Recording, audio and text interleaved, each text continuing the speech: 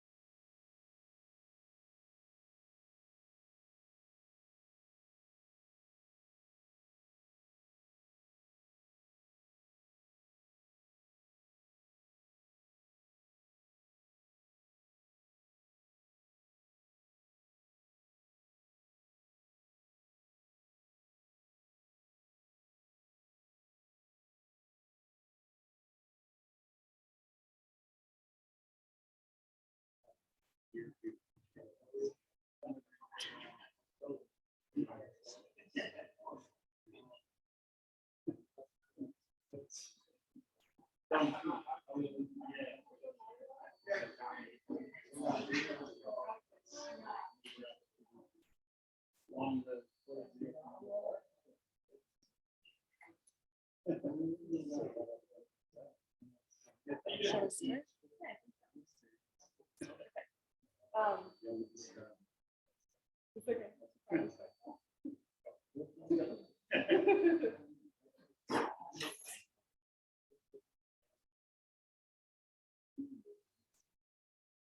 All right, hello everybody. Thank you so much for joining us today, and thank you to everybody on Zoom. I apologize in advance for any technical difficulties. This is a new setup that we're trying, so bear with us. I wanted to do a quick round of introductions. So just to model this, because we do have a big group, we're going to keep it short. So my name is Erin McElroy. I'm from Santa Fe, and I work at Ecotone Landscape Planning in Ecotone. Would you like to go next? Sure. I'm John William Nelson, also from Santa Fe, also with Ecotone. I'm going to start with them. Oh, okay. I'm Ben Wright.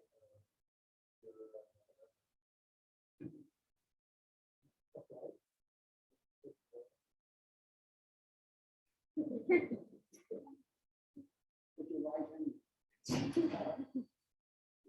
That's Allison, that's Allison.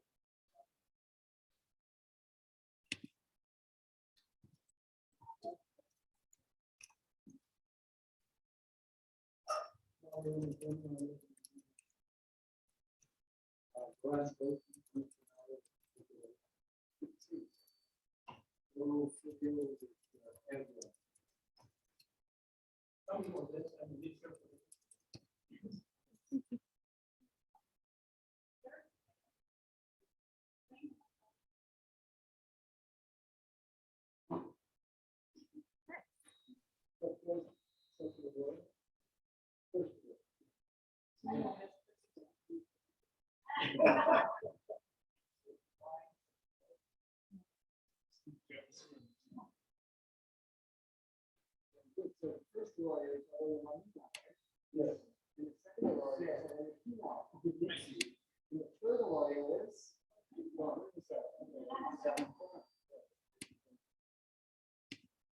Okay, great. Thank you, everybody. So welcome to our meeting today. This is our first community meeting for our new project, which is all about restoring springs and wetlands in the Lower Embudo Valley.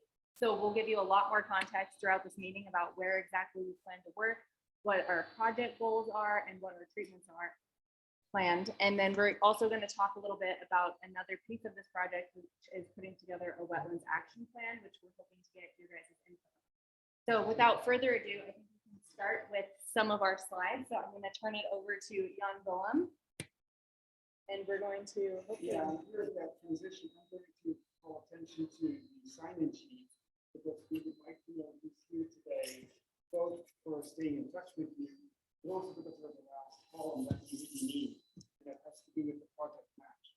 This project is funded through the EPA, Federal Environmental Agency, through the State Environment Department. And we need to provide some matching support in your presence here. Is take your mask.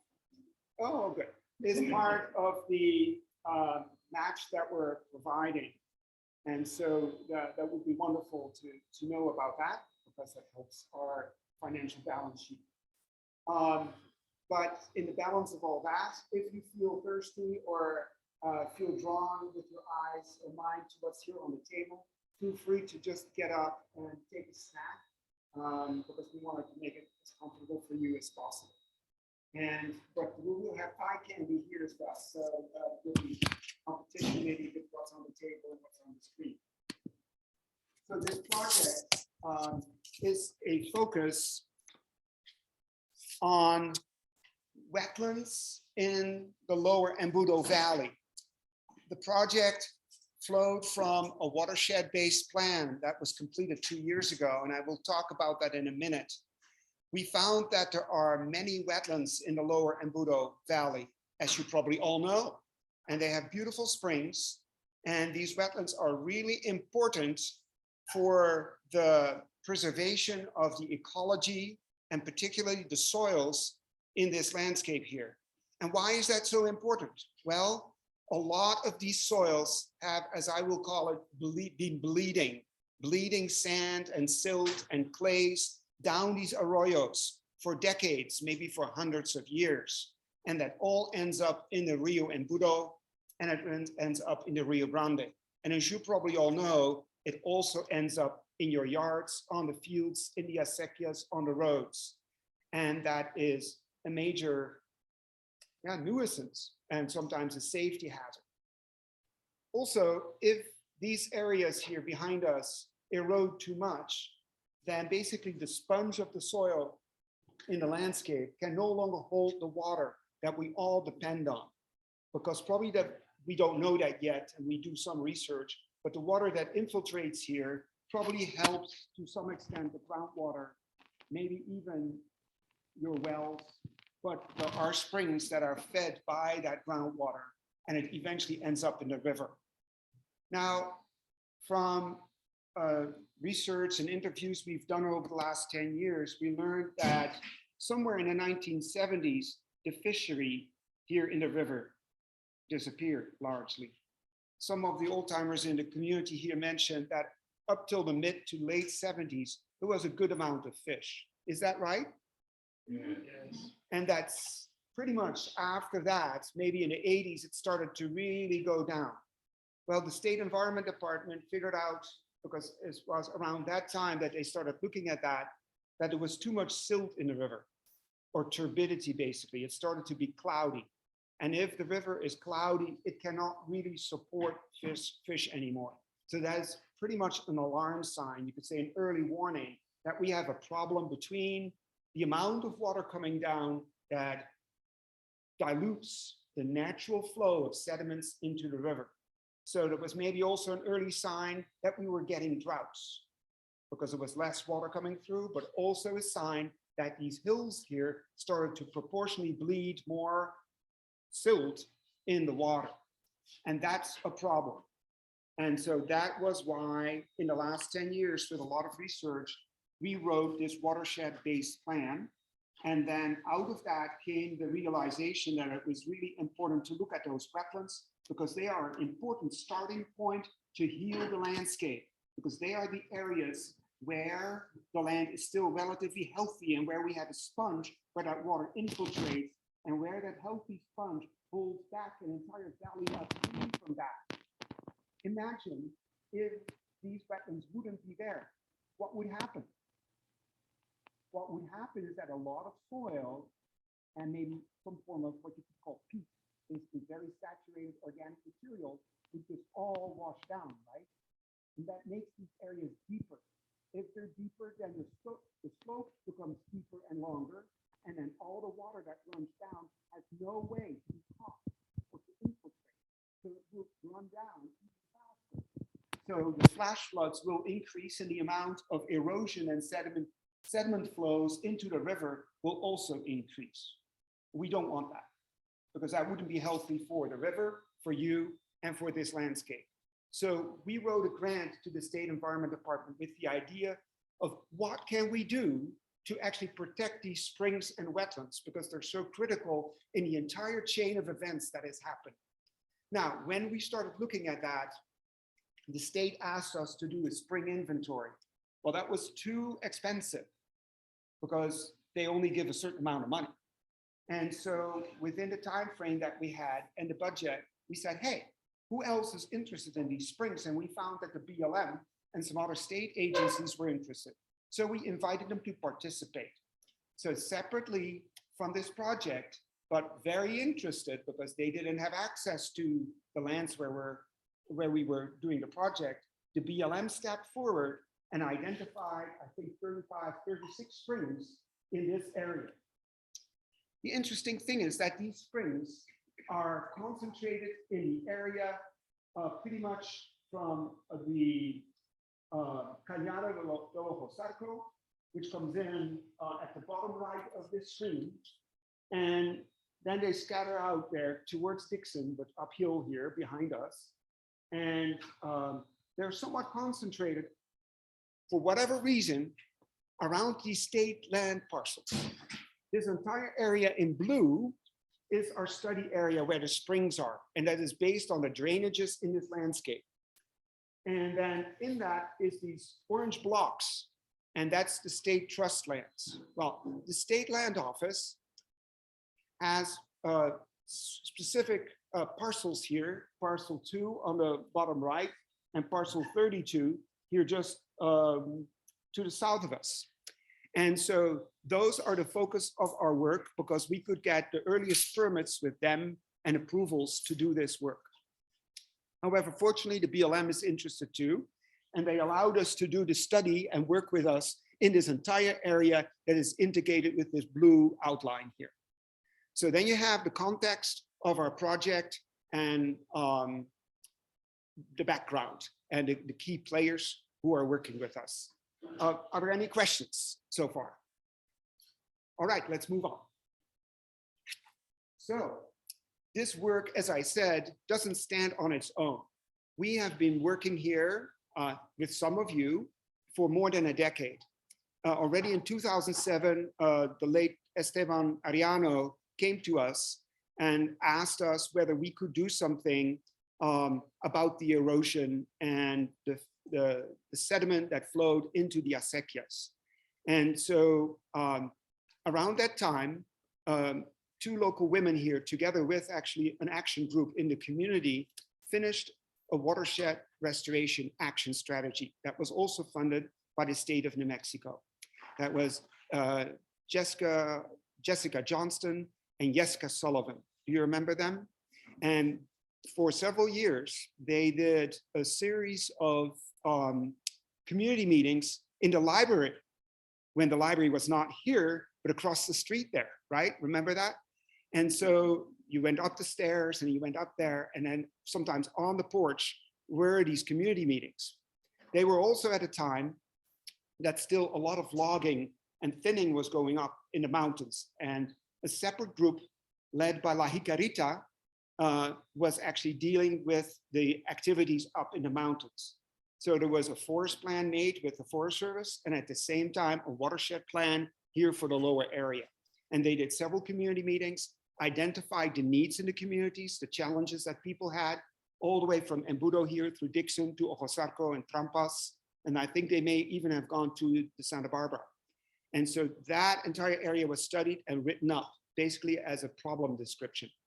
The state was very appreciative of that, but it didn't have enough data, hard numbers, to pinpoint where the sediment was coming from, how much it was, and under what influences it was getting into the river.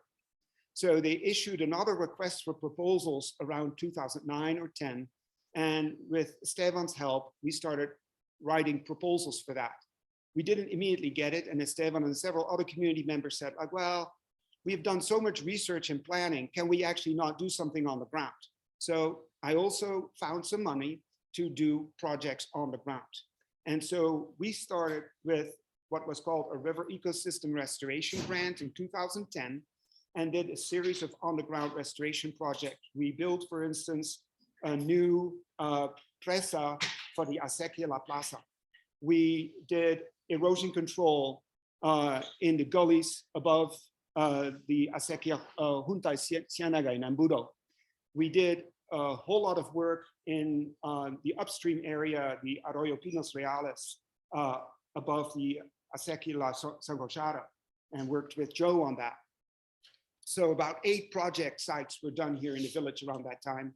And you may remember also that we had a follow-up project also with EPA funding, where we did a major cleanup of trash, 100 tons over 11 acres in the Arroyo Pinos Reales. We did thinning in the bosque after the 2011 fire. We did cover-up of elms that were cut and see whether we could make sure that they wouldn't sprout by not using toxins. And so we had an entire set of projects here, and maybe you've seen me quite a few times in those years. And so, and after that, and so that colored kind of constellation of stars, it basically outlines the kind of projects we did. So you get a sense of where the projects were and what kind they are. Like the Acequia diversion, arroyo stabilization, closures for all-terrain vehicles, some thinning work, trash dump cleanup, and a little bit of wetland restoration. That was all part of that. And then finally, I think the community was ready and we were ready to get money for a wetland watershed-based plan. So that started around 2013, and some of you were trained, and we had an entire cadre here in the community who started sampling water. We built several stations along the river and started to collect a lot of data. And I was with the university from Burbank, California. So there was Peter Arnold, you may remember him, and we did also the Celebrando de las Acequias in the Presbyterian Church. Remember that? So that was all part of that project. And so then the plan took a while because it was very complicated research, and a draft plan was issued in 2015-16, but it wasn't fully finished with recommendations as to what to do then, but the data were there. And so I pushed the state to see if they would give out a grant for finishing it, but they wouldn't. But eventually they said, do you want to finish it? And I said, of course I do. And so we finagled something and I got a grant and we finished the project. And so the report was issued in January 2020. And that opened a series of opportunities, because once you have written those plans, they basically allow you then to get other federal and state funding to start implementing it.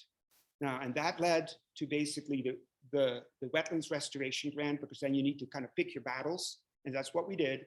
And that led to the project that we're doing now and the meeting that we're inviting you today. So let's go to the next. So the project stretches until December 2024. We started that late last year, and or actually it says we started it now. Well, I think we started a little earlier, but it doesn't matter. We did a lot of upfront work, and we're still in the beginning phases of getting the project organized, as you can see in the early phases there. Now June 2022.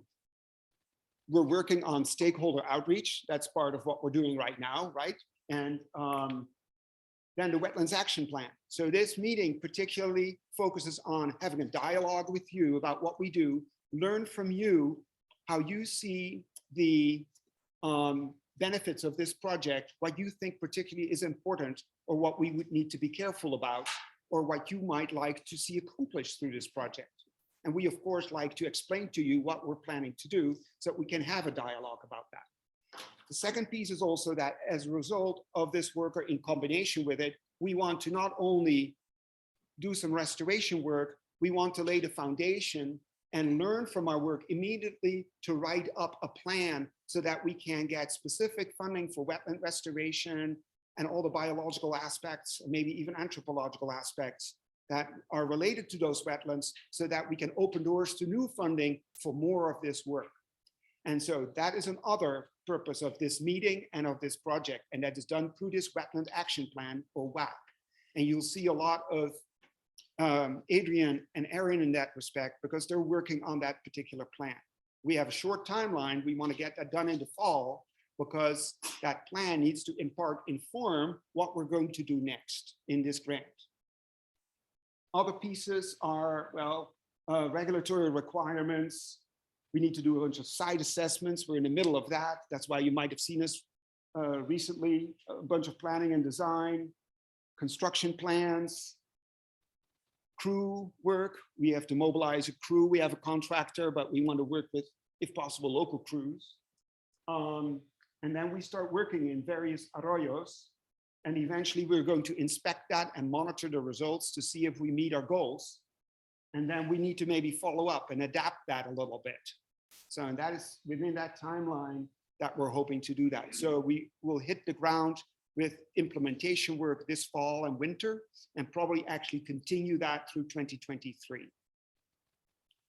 All right, let's go to the next.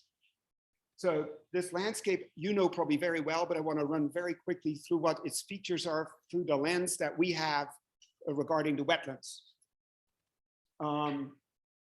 It's a wetland or a landscape with very extreme conditions.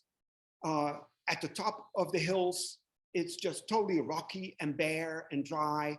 Some of those are actually not really rocky areas. If you have not been there, we wager to go up to the top and found just slopes that look rocky, but actually they're as soft as powdered sugar, maybe just held together with a little bit of a crust. And just if you crawl up there, you almost slide down.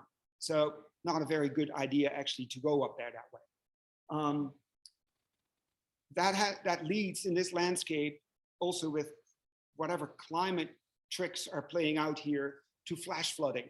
So we have intense flash floods of water coming through maybe a couple times per year with great variability even between the years that then gouges out actually part of these bottomlands of these arroyos. That leads to erosion, soil loss, and that's the sediment that we are talking about that ends up in the river.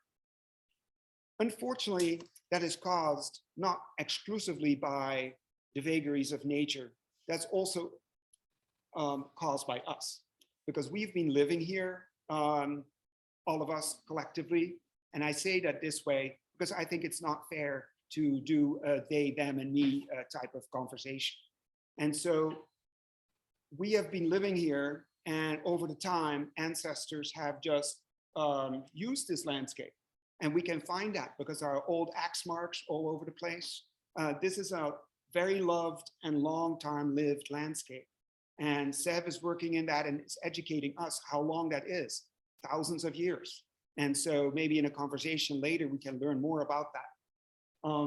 But it has had times that it was pretty good grazing, and people have held on to that. Unfortunately, currently, it's not so good for grazing, but the grazing is continuing and has probably an impact. Then people have been there for wood cutting, and we've seen signs of that too. That has led to situations of dry and wet, and where there are mounds of sediment or areas that are a little higher up. The willows and the cottonwoods that grew there couldn't hold on. And they have made space for invasive plants that have come into the United States over the last 100 years, like Russian olives. Here and there, elms, but we also found poison ivy, not good, or even cheatgrass. And so that is really choking up these wetlands because they don't belong there, and they push out the native vegetation, and they destroy the soil. And then, and the bottom ends of some of them, and especially in the eastern sides, not so much here behind the village, or maybe except for just the area here around the ball field, there has been quite a bit of off-road vehicle use. And that leads also to loosening the soil, and with heavy equipment or with heavy rains, that just washes down. And that then reduces the capacity of that soil to be a sponge to hold water. And that has a cumulative effect uphill. So if you actually think that you're okay here, not quite, because what it does, it softens the soil. The soil then starts sinking, and there is a hard edge between the normal soil and the softened soil because of the four-wheelers. What happens then, if water goes over it, that edge starts to carve uphill and causes a gully. And we will have walks there with you. And if you want to learn actually how those mechanics of erosion work, I'd be happy to explain it. So those things, even if they're maybe hundreds of yards away from those wetlands, over time have affected those wetlands. Because now we have gullies there, or wetland bottoms, that have incised, cut away the dirt over 10 feet or more. And that is a result of what happened downstream. So here are some signs of the damage that has been done. Deep troughs of gullies that normally in these kind of wetlands in the native situation would be almost at the level of the floodplain, maybe just inches below it, and the water would be normally just meandering and spreading over the bottom. And if there's a high flow, go over the bottoms, lose its energy, and have no erosive force. Now that actually cattle walk there and we have walked there, we have caused tracks. The tracks with water became ruts. Ruts eroded out because of the flash floods and became gullies. Are you following me? That's really how that works, unfortunately. And if the gullies are here, a plant that grows here and has its roots there will not have the water, because all that water infiltrates really fast and goes to the bottom of the arroyo, so that these banks and these perched wetland meadows are drying out much faster nowadays than they did maybe 100 or 200 years ago. So they're no longer sustainable. And that's what we now need to look at to fix. So we wrote this watershed-based plan. There is a copy here. You can find also copies on our website. And there is an assessment document that is here as well that describes the problems. The magnitude of the sedimentation or and the erosion that's happening here is enormous. And in a normal year, in a low flow year, really like now, the proportional contribution of the sediment from this area is 1 to 2 times, so in balance, you could say, with the amount of water that flows down and into the Rio Grande. But there are years with peak flows that it is 10 times bigger, that you get 40% of the sediment here in the Rio Grande coming just from this area around Dixon. And in one worst year that we found in comparing the data, it was 70% in the last 100 years or 80 years, something like that. So this area is not for nothing chosen by the State Environment Department as an area where we really need to look at, because it pollutes the Rio Grande, let alone your backyards and the acequias. Next slide. So, and then this, you're all familiar with it, leads to that milky water, turbid water, or it leads to huge cobble bars that split the flows and also lead to further erosion. That is near the presa of the Junta Ciénaga. That is the presa of Junta Ciénaga in 2014. It leads to undercut banks, like where the county just did some projects a year ago near the bridge. And behind, help me, the winery, and then where the Johnsons live with the solar company, that area. And then here Arroyo La Mina, the first arroyo, where every several years, the State Highway Department needs to come to dig out the arroyo because there is so much sediment backed up behind the culvert. But those are just examples. You probably all know other examples as well, I'm sure. Let's go on. So the goals are for us to reduce sediment loads. That's really important. That's kind of a state mandated and EPA mandated goal for us, especially from all the drainages and the slopes here. Then halt these head cuts, these transitions that I was talking about, right? That start traveling up the arroyos and that cause channel degradation towards forming gullies. And we want to actually raise those channels that they actually can successfully spill their floodwaters over the banks so that they're not so concentrated and erosive just in that narrow channel. Then we want to restore the native riparian and wetland vegetation because that type of vegetation, those ecosystems are so critical in holding up all these side valleys and all these drainages behind here and the many that you have seen in the blue dot swarm on the first map. We want to remove those invasive species where possible because a lot of Russian olives, if you cut them, become very wild and you can actually not control them anymore. So in some cases, it's maybe better to just leave that tree as is and not actually propagate it by cutting it. And so birds typically transport the seeds. We cannot get rid of the birds. We want the birds. So with so many of those trees in the landscape, it's really hard to get rid of them. The only good way is to flood them out. So actually a hydrological way of doing it is better than cutting the trees. Also, the fact that there is cattle and there are people may mean that some of those trees are a disincentive. And so cutting them out will open the wetlands to more visitors. And that's maybe not what we want. So we need to think strategically how important actually those trees that we don't want are for preserving the wetlands. So it is a very nuanced balance. Protecting the riparian area seeps and springs and the alluvial fans. So how can we protect them so that they're not trampled, so that they're not flooded with sediment or eroded out? And then we create the plan, like I mentioned. All right, any questions at this point? All right, let's move on. And that is for Erin. All right, so obviously this section that we're hoping to work in is about a mile by a mile, so it's a lot of space. So we had to do some prioritization to figure out where our work is going to be the most appreciated. So I'm just going to talk you guys through how we made those determinations a little bit. So the first thing we looked at was this really great assessment that the BLM did of all of these springs, and they told us what the different spring types were.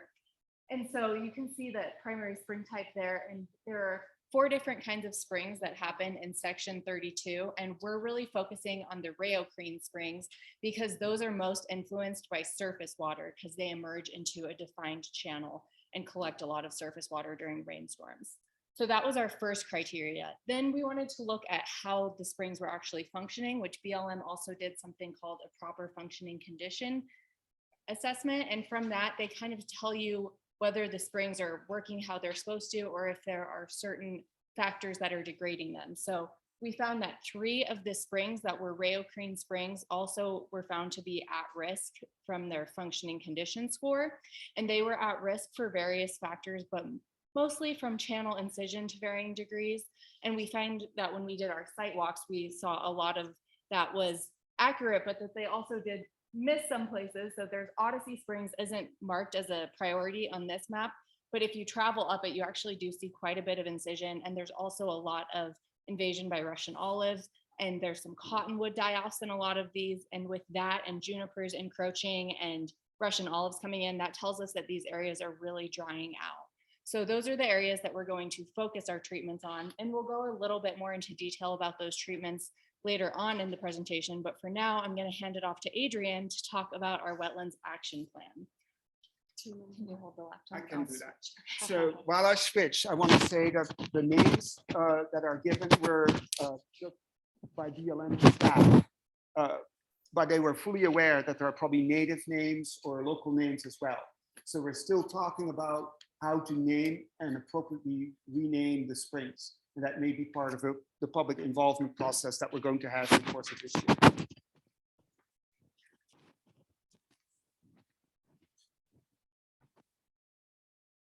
So if you know any of the local names, actually come to us today because we would like to know those. Hi, everyone. I didn't introduce myself. Screwing around with the technical stuff. I'm Adrian Rosenberg. I've lived here for 10 years. So I'm really excited when Jan Bohm asked me to help out on this project because it's in the community that I love. and the landscape that I love. So we were talking about the Wetlands Action Plan, otherwise known as WAP, which is kind of fun. It sounds like a Batman move. But basically the WAP provides us guidance. And so wetlands themselves are what we concentrate on, obviously by the name. And wetlands provide a lot of different things. And in the science and ecology world, it's called ecological benefits. So I'll name out some of those: water quality, aquifer recharge, wildlife habitat and biological diversity, the traditional uses by people. What I'm understanding more and more is that the Pueblos peoples, the springs were actually very important to them. There's a lot of rituals around them. There's also education and research, tourism. There's birders in here that go and see them. I go and hike back there. And flood control and water storage is another one. And as well as our sediment filtering and soil stabilization. So, Wetlands Action Plan itself is a document. Again, it came out of that watershed-based plan, is largely based upon it. And Aaron and I are in the process of writing it right now. What it involves itself is really highlighting what's important about wetlands in the area, some of the things that are going on, and it includes the background. It goes into a deep sort of excavation of, if you will, of soil, hydrology, cultural uses. And this will be a public document that's available to the community or other organizations who maybe want to come afterwards and do more work in this area. So it's really important as far as documenting. Also, there's associated monitoring protocols sometimes. So we're running a few right now, as mentioned. They're called New Mexico Rapid Assessment Methods. It came out of UNM with the Heritage, tell me the Natural Heritage Center, as well as New Mexico Environmental Department, who's a partner of ours. And then the most important part, which is why you're here today, is the community input. So what you have to say today not only guides some of the work and how we consider our work out in the field in terms of the restoration, but also what's written up and what's important to the community. So it's really important to get your input today. Next slide, please. So the next two slides, the purpose and the needs, these are like nicely short and compact, but part of our hope is that you can also look at what we're saying and approve of it, because this is something that we're asking for you to vet what we're writing into the Wetlands Action Plan. So we're going to document a plan that outlines our priorities and specific actions. Number two, we have the support of the goals and the objectives from the watershed-based plan that we did a while ago. And number three, we want to document, qualify, and quantify the wetland stressors, which is part of that wetlands assessment method that we're doing right now. Next slide. So the needs, this stems from the observed and anticipated degradation due to, as Jan Willem mentioned, stressors from historical land use, and that's compounded by the extreme weather that we're seeing these days, as well as the ongoing land use that we have today. And of course, again, I already listed out what's the ecosystem services that we talked about. And so I'm not gonna go over those again with you. Next slide. So this is the part that's important to us, it's your community input. I'm going to spur you with a few questions. And I think the way that this can work for the folks on Zoom, if you don't mind, in-house with people here, if you can raise your hand and then we'll call on you.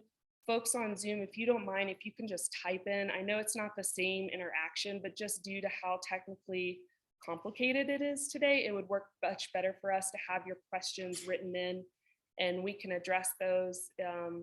Actually, we won't be addressing them. They're more of just you relating your response to the questions. So I'll open up the first question. How do you use the springs and wetlands? And it's just a few, you don't have to use just what's up there. It's just some prompts to kind of give you sparks in your mind. But if anyone wants to raise their hand and let us know, it would be Really helpful. And we're taking notes too. Lorenz.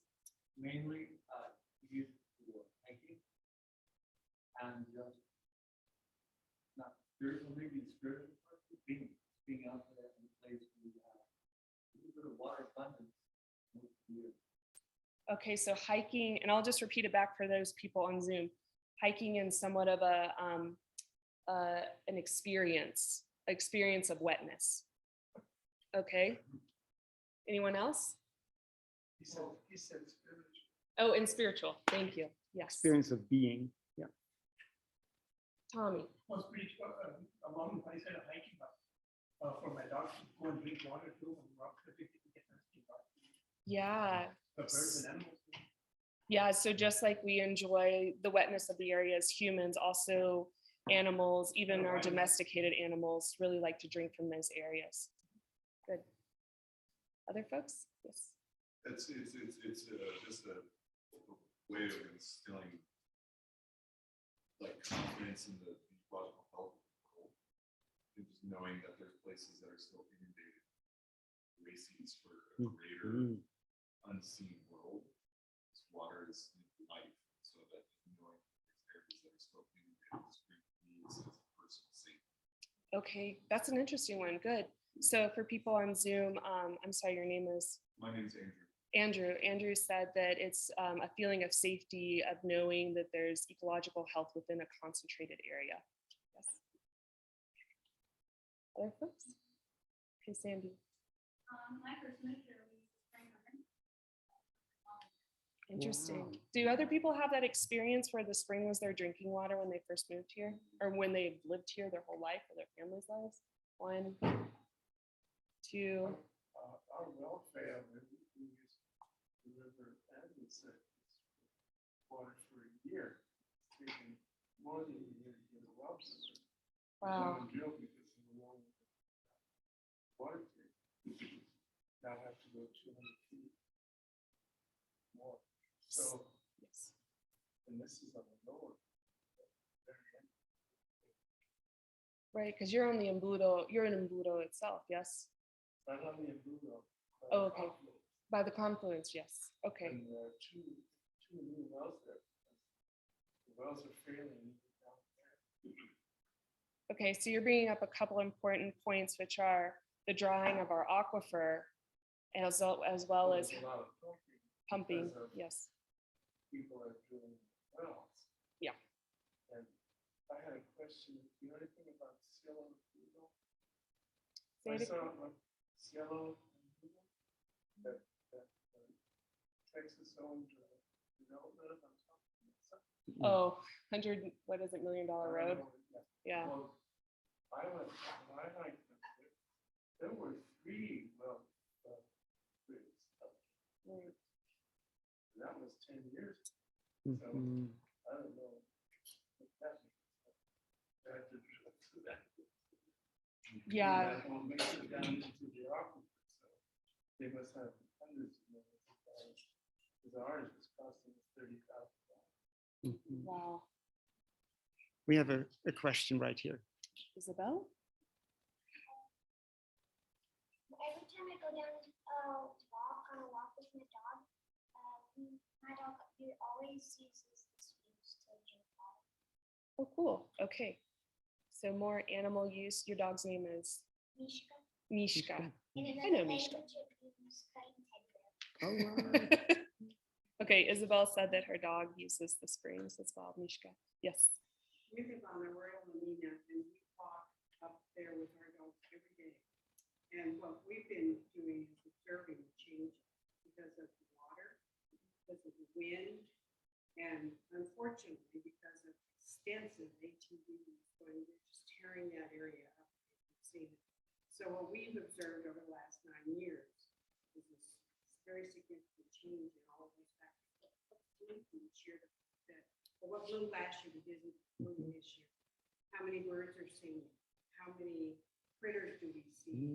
Lizards or whatever it might be. And there is a definite, even in that short amount of time, change in what we see and observe. Mm. So maybe for you, would it be safe to say, because that might fall actually along with the Malios, Probably several. Yeah. but maybe just it's a timekeeper for you. It's a way that you Exactly. observe the cycles and it roots you. Okay, wonderful. And if someday you want to write that down for us, we'd like to know. That would be very interesting, I think. Okay, I'm just gonna read off these and then we'll get on to the next question. They're wondering where there's a couple of people are asking where the springs are located. And they're I think it's Shelby. They're located in what's called by the BLM and the State Land Office made those section 32 and section 2, which are the wetlands up Arroyo La Mina, if you keep going back. And then section 2 is more in Cañoncito, and it's, how would you describe it, Yandom? What part of Cañoncito? It is the set of drainages that extends south from Horacio's house. Okay, And I know, yeah, south and southwest from there is a series of drainages that are shorter, but that many have at least one cottonwood. And that means there is no flowing water, but there's underground water, and it's more intermittent. And so many of them have not been fully identified by the BLM or not being recorded as a spring, because these springs are more suffering or they are emergent. So we don't know yet. And the BLM didn't really map any springs that didn't have flowing water. But you say water is not only above ground. And if there's a cottonwood or willows, that means there is plenty of water just immediately below our feet. So besides the 36 or so that the BLM mapped, there might be dozens more. And those are actually really important too. Those are actually markers for us to restore, because then they are still ecosystems that can hold back many acres of otherwise eroding land. great. I have a question. I mean, I see your goals and how you plan on addressing these and thinking about these things. I'm just wondering, are there any proposals for, I guess, more aggressive techniques such as structures that slow the water down and stop up the water and, you know, actually allow the wetlands to re-establish some of their original functions? We'll get to that. That's Okay. that's towards the solution then. We'll talk about that. Our story will go on, yes. So I'm aware of two surface springs off of La Mina. Are there more that I'm not aware of? There's several more. Yeah. Yeah, and we're happy. I saw Robert's asking about this BLM. Maybe we'll just email it out to you all, the document from BLM that also lists the wetlands and what they found with their assessment methods, and also put on the town criers, then you can have a more close and personal view of what they are. Okay, let's move on to the next question, because I'm aware of our time. So what's important about the springs and wetlands to you, to the community? So maybe let's go for, let's answer both of those. So anyone, and again, type on Zoom if you can, and I'm sorry I'm not reading them out loud, but yes, Gina. What's important to me and us, I think my family, is what we need to work on. Like, we'd like to have a long view on this, because this is what's happening out here, everything, fires, drought, is not just about us now, we're going to be here maybe that much longer. What about the next generation of people and the next one after that, because of our age, that will be here? What do we do now to plan or to help that? So like a landscape legacy. Yeah. Okay, exactly. great.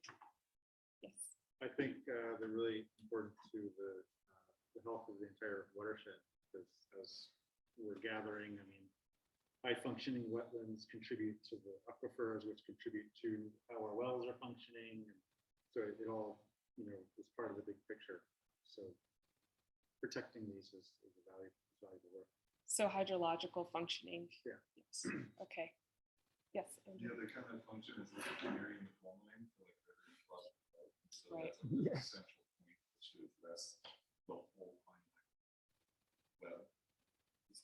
starts at wetlands.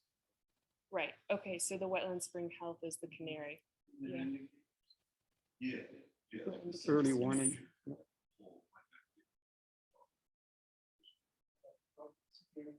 full wetland. Yeah. And I want to add what's important to me is the education of the springs and that they are to well and to our securities and communication to the community on those connections. You know, we have these springs healthy. And we have that sense of security. Great, Yeah, okay. and I know that's solution too, but it's also what's important. Educating like Isabel. So thank you. You're welcome. So education is what, yes. Community legal way to limit activities, because in my area, they're creating, I'd say, tons of sediment every day. That's not a question I can answer, Jan Willem. There are definitely ways, and maybe we can talk about that a little later. We are definitely also trying to address that, but it requires also a conversation with those in the community who want to experience the land or their time that way. And so we need to have a dialogue, otherwise it's not very helpful because they may move the barriers that we're creating. So we have to have their cooperation. But They have, they can do whatever they want, and they're creating huge areas of discussion. yes, let me talk about that a little later, but there are specific ways that we can stop it, and that by barriers and all kind of things. And in the bigger scheme of things, we need to really be careful also where four-wheelers can be allowed and not. So in general, I've pretty much analyzed that in the bigger arroyos that are much larger in their area footprint, that the cumulative impact is less. It is the small arroyos of less than a square mile of watershed that are much more flashy. So if you disturb the soil in a small little drainage, that's where the erosion is. And that's maybe very complex to think, put your brain around, but we can talk about it a little more later. It is just compare it with a tooth. If you have a small cavity in a small tooth, you will feel it earlier than if you have a small cavity in a big molar. And so that's basically the best analogy. And so think about it that way. Anyone else? Yes. I just wanted to speak briefly to the cultural significance of the springs as well. I don't know if there's anyone from Hickory's who's on the call right now. I believe Cynthia is. Okay. It would be better if you heard this from them, but as an archaeologist, I've been working with pretty closely lately. And it's been very moving to hear about how significant the springs were going back way into the past. There are songs for springs. These are places where particular plants are collected.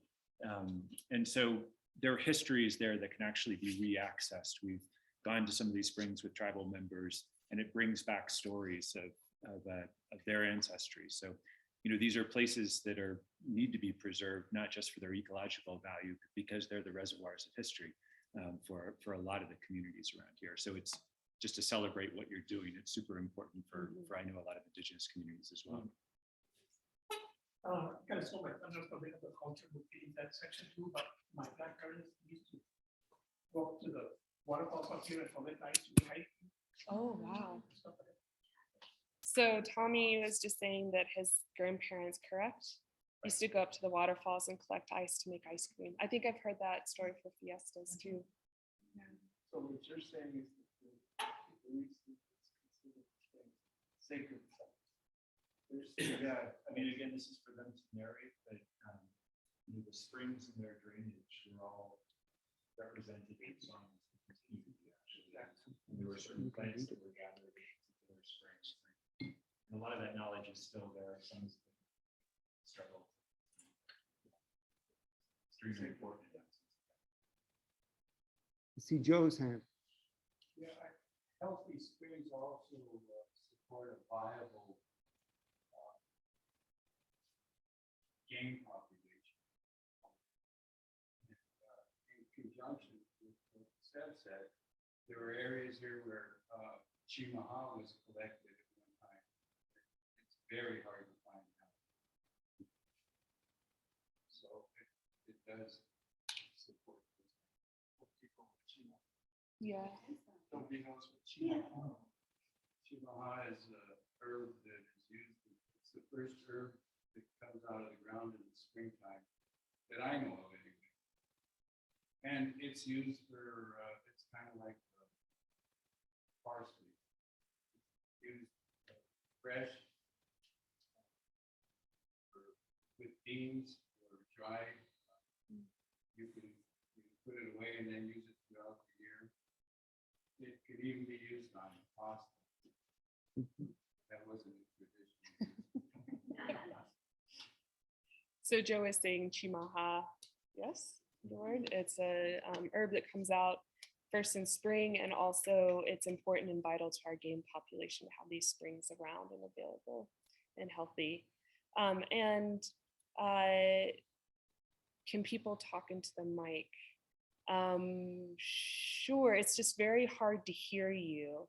I'm not sure who Twill is, but why don't we take a stab at it? Why don't you go ahead? I'll mute myself.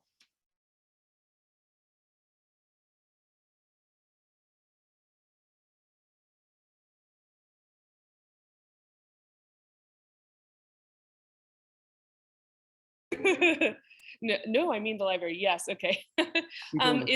We just don't have that set up. I'm so sorry. We tried that setup and it didn't work today. It's like the cell service around here. It works, it sometimes doesn't.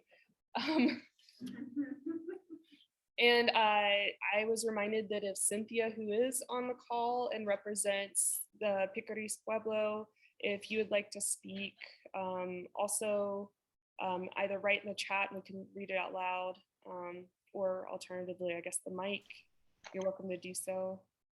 So real quick, I just want to thank you for that. But honestly, I think it's really prematurely for me to take any type of or provide any type of input because I've only been the environmental director for 6 months. I am still very new. I have not been or visited this area. So of course, you know, those that were on the call with the state, the governors, and you know, Ecotone, you were there and you heard the concerns. You heard what, at least as far as their view at that point in time of what, you know, they feel. I mean, right now, I just really honestly, I see the questions. I'm looking at it. I know Cecilia Shields was going to be in attendance on behalf of the Pueblo as well. She's their tribal interpreter and oversees the tribal historic preservation, I guess, program or office. So again, I really just don't feel comfortable in providing a whole lot of input when I really, one, haven't even visited the location. Two, still learning about, you know, not only the project and the proposal that was submitted by, you know, Ecotone to the state for this to take place, you know, and coming in, you know, really trying to multitask, juggle several things at once to really get a better understanding of what is transpiring here and the role, you know, I play, and most importantly, ensuring that, you know, when it comes to providing community input, that one, it is approved by governor to do so. You know, that's something that, you know, definitely needs to be taken into consideration is, you know, not just the role I play in being the environmental director, but really having that approval to speak on behalf of the Pueblo, you know, and weigh in, do diligently to ensure that, you know, the information that is coming back to them from me provides enough information and resources for them to provide, you know, those sound decisions, you know, based off of, you know, what, you know, they know and their knowledge and their understanding, and most importantly, their sovereignty, you know. So again, you know, I do appreciate the opportunity to, so to speak, be put on spot to speak or, you know, try to answer, weigh in on these questions. Of course, every single one of them does have weight, does have probably, you know, answers behind them that go back to historical context before, you know, Spaniard colonization, if you will. So again, I think it's important, you know, to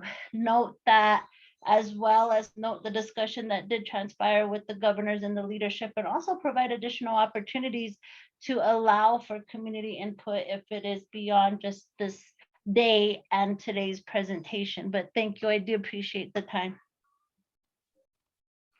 Thanks, Cynthia. Sorry to put you on the spot.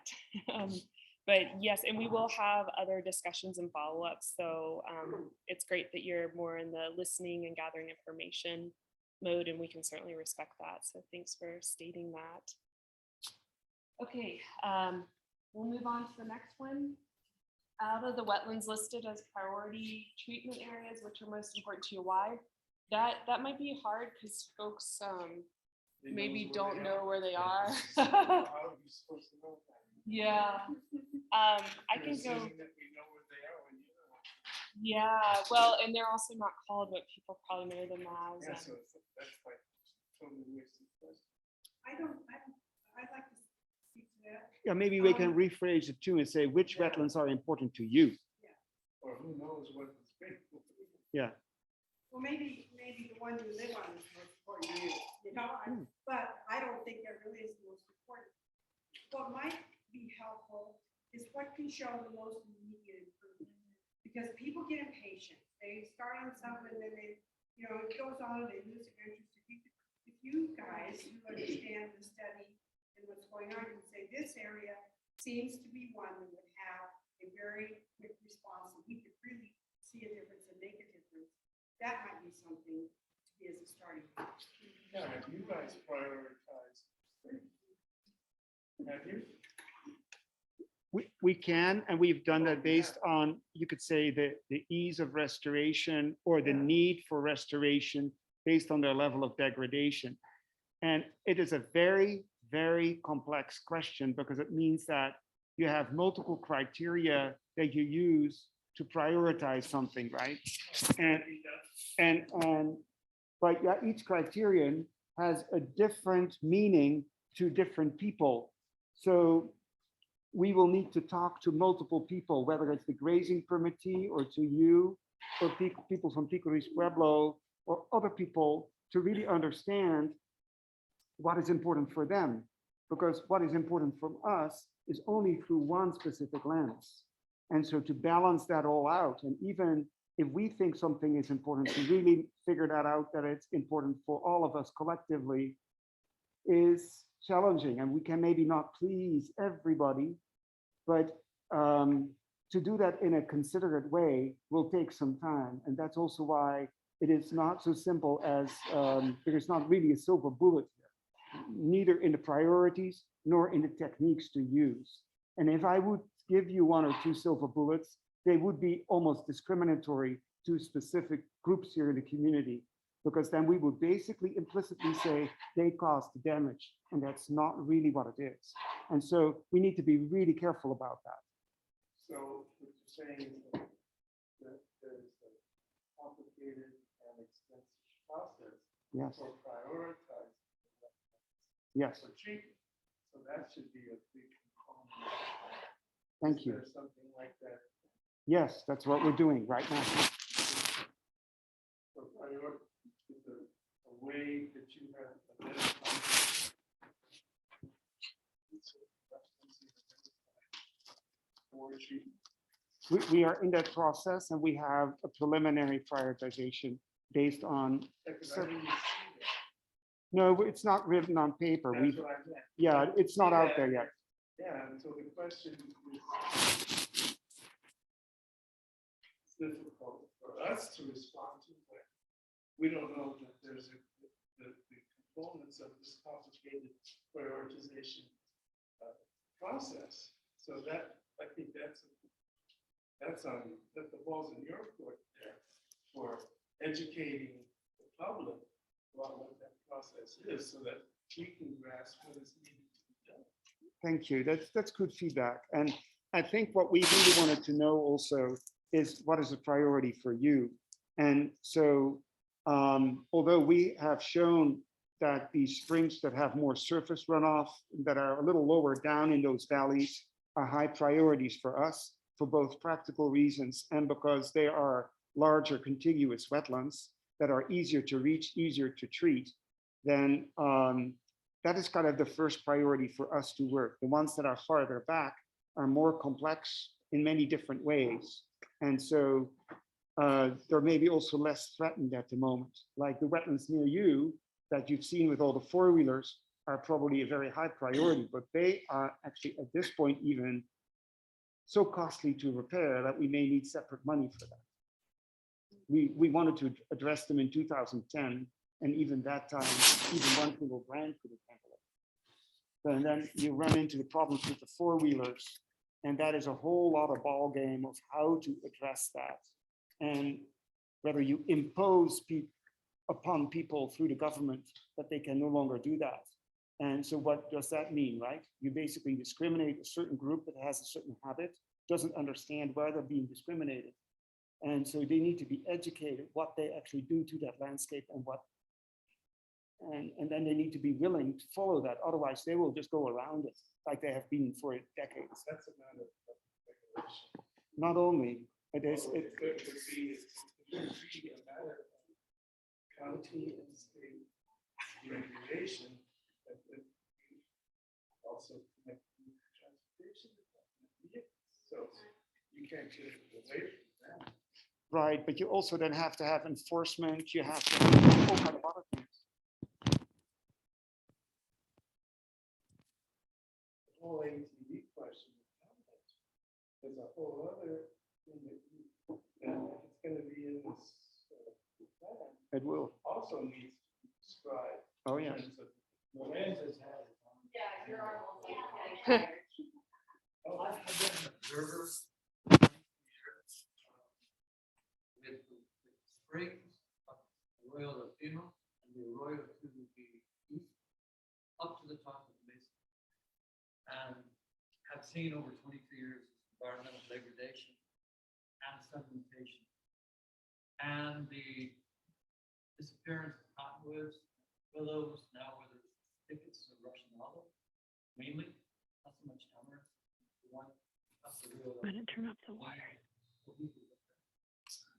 And in that time too, I've worked with, or have been in touch with field agents, and taking them on walks around, showing them things. Most recently, the past 2 years, worked with Justin Dean, who's a law enforcement officer with BLM. I was in contact with James Martinez, past county commissioner, me and others, to see what we could do in terms of limiting the degradation that leads to erosion in this primary area, that when it rains really hard in front of my house, rocks and boulders and things go down 75, coming right from this particular arroyo. Yep.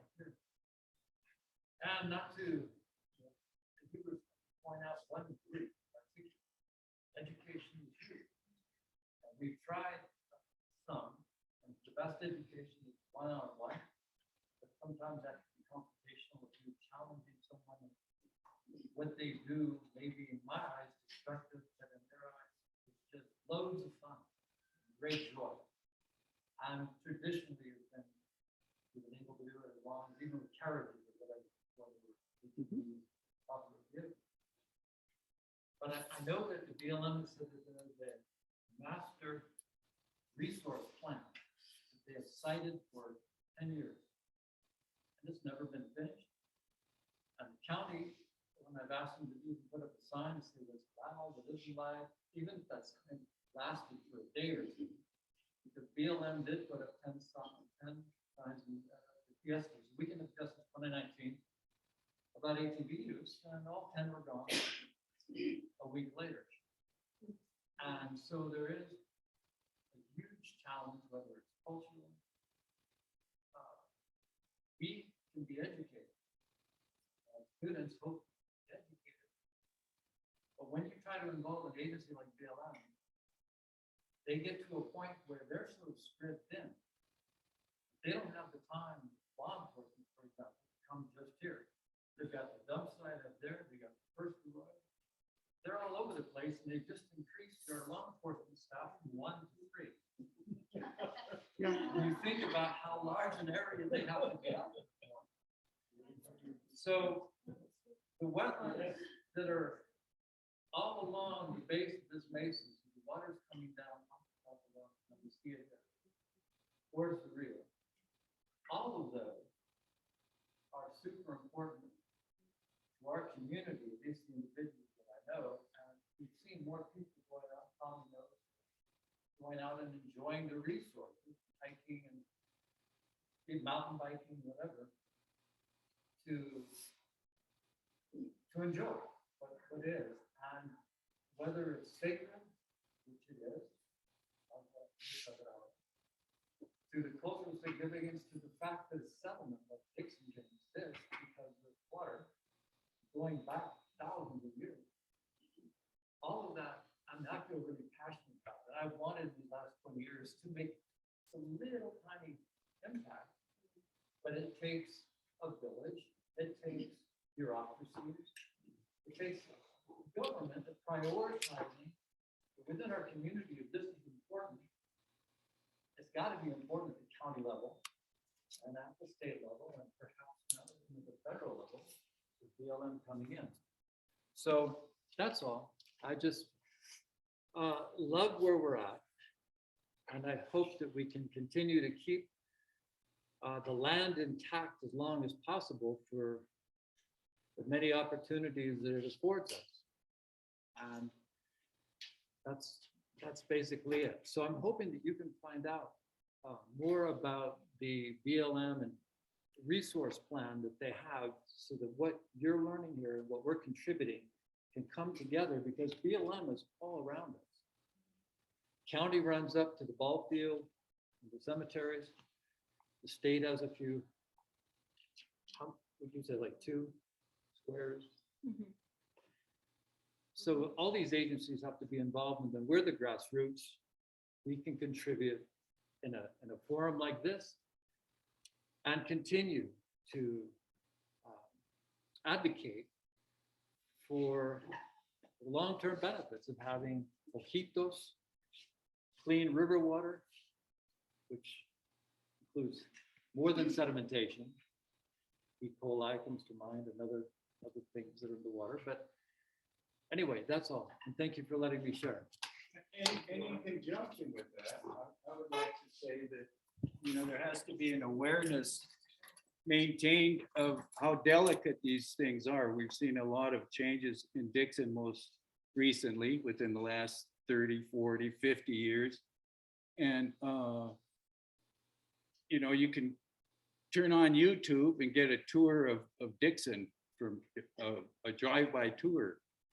People are using the walkway between the public school and the road to Peñasco, coming in to walk their dogs, and they're coming in from all over. And so I think we have to maintain some sort of protection for these, and I don't mean you know, exclusive use for them, but they're delicate, and they do not need to be trampled or, you know, exposed to the world either. I mean, it just, I don't know how to go about that, but I think the community has to be sensitive to that kind of thing. You know, Yeah, and I'm sorry, we're gonna have to move on to after Sandy to the next question. No, go ahead. You've had.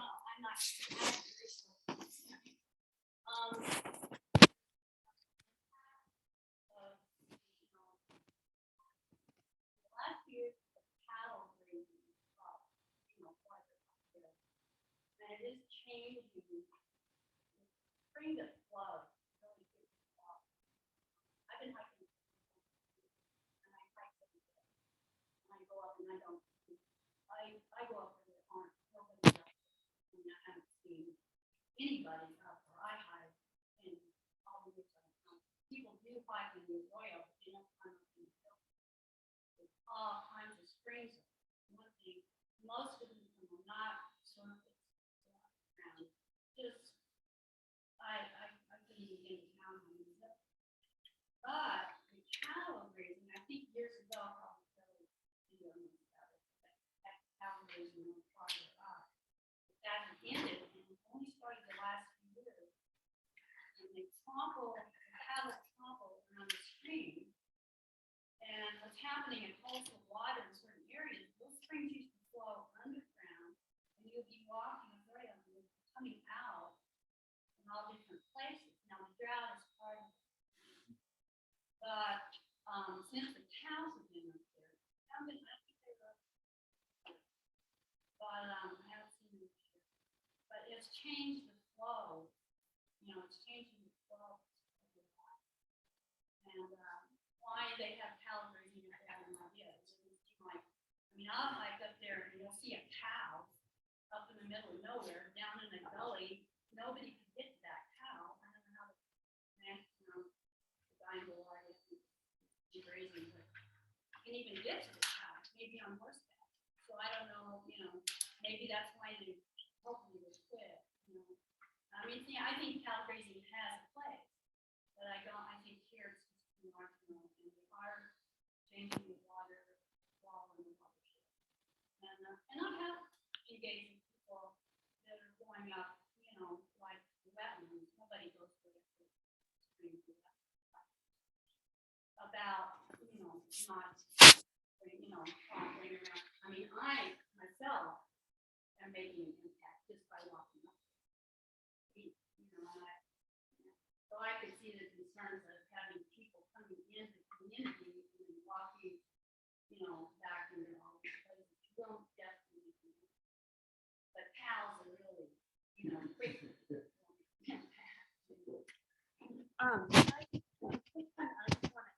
would love to see when they decide to prioritize that and be accessible to be able to get the highway road side. I think that would be powerful.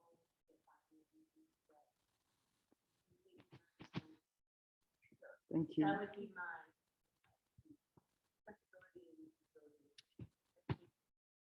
Yeah, I appreciate that. We've been talking about that amongst ourselves, how we can make certain sites educational that have an easy access, and we need to really vet with various people what the impact might be to do that. So that's one of the things we really need to talk more about, Sev. And so, but that I really appreciate that you said that, because that's on our mind, and we are planning to actually have walks out there so we can show what we're all seeing. Okay, great. And if we can keep our comments so I can repeat it back shorter, that would be awesome, because I don't remember what you said, Lorenz. I'm sorry. It was more about just the impacts and how you're concerned about the BLM, that they already have something in progress, but it's been hard to implement. And then Joe brought up, he was concerned about the wetlands becoming a bigger attraction and therefore impacting. Sandy's concerned about the cattle grazing and the impacts along with the drying climate. And Jen suggested that we have some sort of demonstration wetland perhaps, or one that can be useful to the community to see and learn from. Joe talked about the fragility. Yes. And it's Right, yeah. The fragility of the landscape is also what Joe talked about. Thank you, Amalio. Okay. I don't even remember which one we're on. Somebody help me out. I think we started talking about the impacts and concerns about impacts, so maybe we can. Yeah, why don't we those two go? together. Yeah, that's great. So we're gonna go on to number 4 and 5, the concerns of the impacts, or the concerns and the impacts. So if folks want to also, Amalio. they should be protected officially. I think there should be some kind of community action to say, this is fragile, as Joe mentioned. This is sacred according to thousands of years of indigenous people. This is endangered. Climate change is making it worse. Our community wants this resource protected, and notify people, educate the public about it. Great, thank you.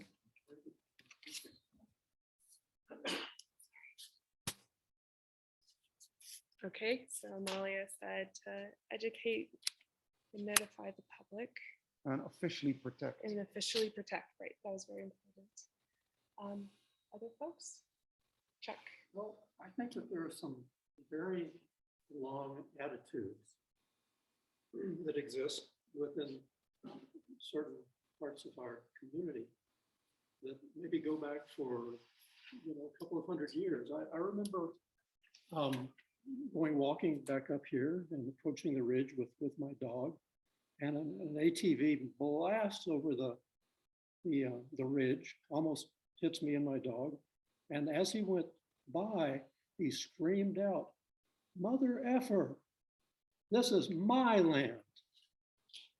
And so, in that worldview, I'm an interloper. We're mostly interlopers. Some of you not as much as I am. But that's something that's very real, I think. That this land was settled by people a couple hundred years ago, and their descendants live here now, and in their mind, this land belongs to them, and we shouldn't be doing anything up there. Just an observation. And that maybe goes back to what Amalia said. I think we need to have a conversation and education about those things. And celebration. And These are celebration, good. shared resources that we all depend on Yeah. in our ways, and celebrate them, and to educate them, and to make them visible. Brings those people together. Mhm. Go ahead, Tony.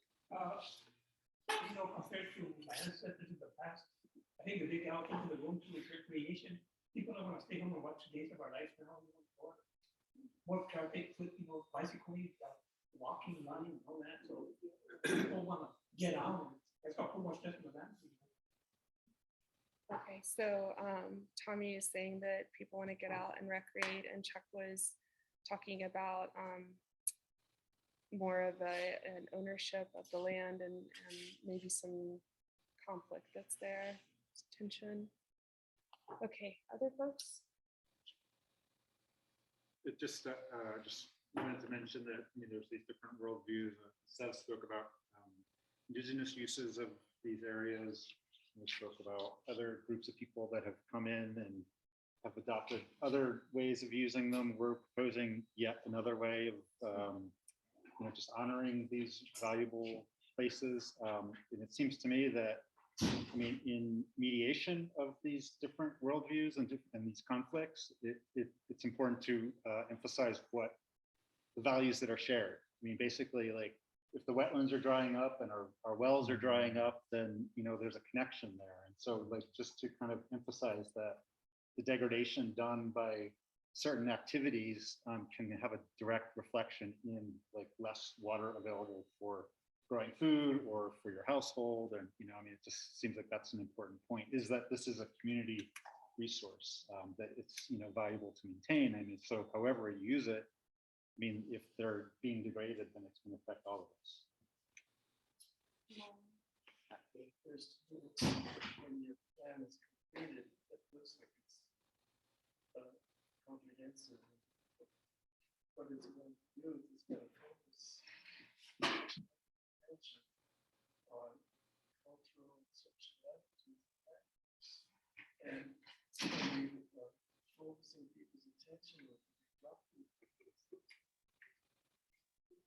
address that say about the attitudes toward land use that you described as uses. He's described there are conflicts, and when people do that to you, just walking the dog, it indicates that something is very deep-seated. And what you're touching here is not rational. Right. It's not something that you can just mention. You have to address it comprehensively, pay attention to the specific part of them, and recognize that you're touching that part of culture and society that's not discussed at all. I really appreciate what you're saying. Yes. That's a very, very good point. Okay, so just to recap, Ben was talking about shared resources and really gathering around what we share as a community, and speaking within those terms. And then Amalia was talking about how these conflicts and these attitudes to land use, they can be conflictual, and the document like we're bringing together with Wetlands Action Plan might in fact not only highlight it, but we need to specifically address it, and very much so from the beginning. So thank you for that. Anybody else before we move on to number 6? I know we're starting to run out of steam because we're at that time. This is Robert on Zoom. Can I make a comment? Sure, Robert. Can you hear me? Yes, we Hello? can. Yeah. I appreciate this whole presentation and reaching out to the community like this. These two areas that you're working in are a limited window into a much larger situation. And the arroyos, which are roads, is another piece of this that are really difficult. The way in which our river is constrained, and beavers are not always free to do what they need to do to help with the collection of eroded material. And now we have the fire. The fire has been pretty dramatic in 3 of the tributaries to the Pueblo. So we're going to be facing some long-term things on that. So my point is that there really needs to be a broad education about the entire watershed and how it works together and the interrelatedness of all of the aspects of it at different altitudes, different elevations, and different hydrological connections. And that is something that I'm certainly interested in participating in and helping out with. And I think it goes a long way to dealing with the many cultural conflicts. I've been dealing with the Mora transfers out of the top of the watershed, and I've been really involved in looking at the whole situation where the Picaris was here first, and then the Spanish came, and then the Anglo-Americans came, and each one of those each aspects of those have some positive and some negatives, and an understanding of that I think can be very helpful. But the bottom line is that we are going into a very difficult climate change induced hydrological climatic situation, and we're going to have to deal with it. Whoever's here, whoever's going to be involved, whoever the players are going to be, they're going to have to deal with this difficult set of circumstances. So education, etc. That's it. Thanks. Thanks, Robert. I think education wins for the group. Thanks for giving your 2 cents. Okay, let's go on to number 6. So our goals are reduce sediment loads, halt head cuts and channel degradation, restore, so I read it this way, restore native vegetation, remove invasive species, which is limited, as we mentioned, protect areas. So what goal is most important to you? And again, To me, they seem like they all just tie in together. And so just the idea of just slowing down, spreading out, and letting the water sink in, and you immediate those problems all together. So the head cuts and the inside channels being addressed first seems like that's just going to be to open up everything else. If you're saying erosion help flood it up and it's really to get them out. Yeah, they seem to all tie together. I know going to Leiden and West Espanola to Leiden and Iquique and Chimoyo, they have built earthen dams. They kind of like hold the waters that don't run as fast. They run across, you can see it from the road, you know. And that's probably one way to slow down the roads coming down The water comes real fast. I've seen it in Chimayo, and I've seen it in weekend. Oh, cool. Well, maybe you'll recognize some of the slides we're about to put up and you can say, Oh. that's it. They might be similar, we'll see. Oh. So Andrew, I'm sorry, I'm also starting to run out. So Andrew said Spreading that water. spreading water, thank you. And Tommy mentioned some earthen dams that are up there near El Glique and the Chimayo area. I agree that a comprehensive plan that includes all of those very important elements, kind of channel them all together, those elements listed on the bottom one. I think I was right on track with that, because you're gonna see something positive happen by doing some of those, it's gonna affect other things too. That's what's gonna give people like, oh yeah, this works, that kind of an attitude. Okay, so yeah, you're seeing like they're braided together. Yep. They're integral. And with that, what I'm hearing as well, the education and exposure and the community exposure and participation kind of aspect is also super key, because you can be doing the best work, but if it's not well received. So the kind of exposure and education. Yes, education for sure. Restoration. Restoration, great, you're in the right place. Okay, And again, Lorenz? involving county that comes in and gives us the first oil, as well as the second with grading equipment every year after the rains and the grade channels. And you might remember from their Lands Institute, when Esteban was talking about slowing down the Royal's water, using the common we're talking about, the state or the county came in and just carved straight away. And so the water can just rush right through. So bringing in those players as well. Okay, so cooperation with other agencies to meet our goals. Well, I think what he's saying is really great, because these government organizations have limited budgets, limited staff, and they have priorities themselves. When they graded our road, County Road 62, it washed out my driveway. I couldn't get out of my driveway for 3 days, because I had to rebuild. They didn't come back and didn't do anything else. I had to reconstruct my entire plan because a rainstorm took out everything. They don't care. So it's not about just working.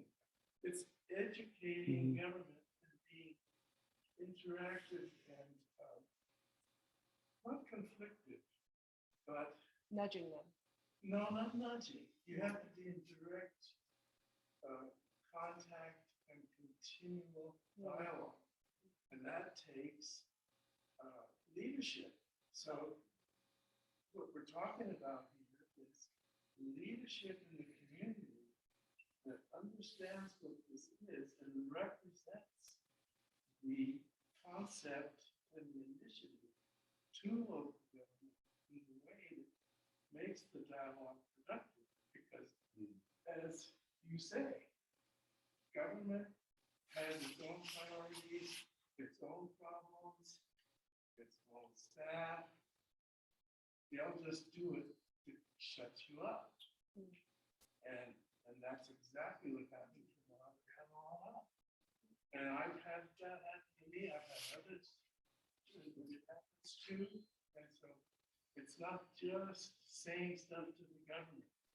It's preparing good leadership at the level of respect to the plan so that it's communicated in the dialogue and the dialectic is created that can produce the results that everything. Otherwise, you just have another road grader come down, also, or they might say they're going to protect the spring and they ruin it. I've seen that happen in California. So not only good conversation, but leadership and continual in connection with government, local and state and agencies. Sure. I agree. I mean, with that, but the important thing, like I put down right along, the important thing is to get a relationship with your brother and your guy in the county and work with him personally. And, you know, you can work kind of together and make suggestions like, hey, you're water's flowing over here, you know, I need it flowing away from my place, and then this is running here, this. And though I've had, over the years, we have really good relationships, personal relationships. I don't call the county, but they would call the county particularly. They've had a few that will come in like second string guys, I call them, that will kind of mess things up, you know, and people get stuff or something. I think, you know, people here, I think, really respond to you on a personal level. I've also had talked to the guy at James Springs Electric. They were having people that were cutting down some trees up near this wetland, and I said, I want to call thing, I want to, you know, call me back at 7 o'clock. That day. I'm just saying, yeah, we can wait for the county commissioner, you know, but I think the thing is so right. Yeah, right. I'm saying we should develop. No, I understand what you're saying. I'm just saying, you have like a develop a personal relationship with the road grader, with your, you know, it helps. I'm not saying it's gonna solve all the problems. Well, I think both are of value, so Yeah, both should be on the flip chart, and then we will Personal work on that. and Yeah. I'm for voting for people that you feel are supporting people. And I've grown up with, I know the Waikiki is like a palm on the hand. And I've seen I'm not picking on the county, but over the years of grading the county road on the cemeteries, the road has run down at least maybe on 4 feet and a half, so much grading that the rains county run down. So overgrading. So I think we need to move on. Okay, we're gonna move on to the next slide, and that's the end of my portion. Great. Okay, I'm also, do you want to run through the previous slides Yeah. pretty quickly? So you may remember that in the beginning of our presentation an hour ago, I talked about the projects that we already did. Besides just having dialogue and getting projects done on the ground, the very nice thing about that was also that we were able to learn. And so projects were done between 2013 and 2017, and we have evaluated all those projects in the last several months, half a year, to see what worked and what didn't work, so that we can actually include them in the work that's ongoing. In fact, we were able to get 2 grants, or now together with the fire department, actually 3 projects that we will be involved with. So one is a Forest Service funded project that is implemented by Wood Shark's thinning crew in section 2 in Cañoncito, where they're adding to the 15 acres that was implemented in 2015 and 16, and where we saw that work has been very, very successful. They're also adding on to the project that we did with the BLM in 2013.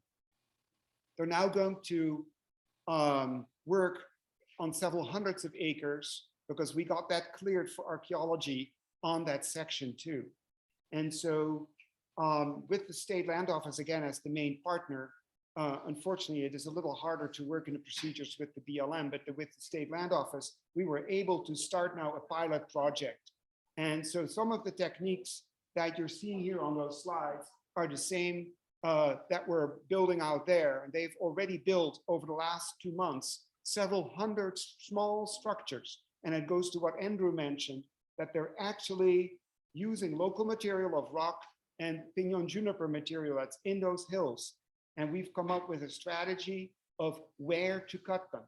That actually there are areas where we see that grass can grow really well. And if you actually encourage the grass to grow, then that is a better rooting material than the roots of trees even to hold back the sand, the soil. And so if you then also place logs and brush on the contour or in a very particular way in the small drainages, in the rills and gullies, then you can slow down that water, spread the water, and make it infiltrate so that the grass will grow. And that actually will attract deer, that will actually stimulate the entire ecology back for what these hills were actually worth, and you build up the sponge of the soil. And that's what we really need, to start higher up on these slopes and in the first level drainages to hold the water back.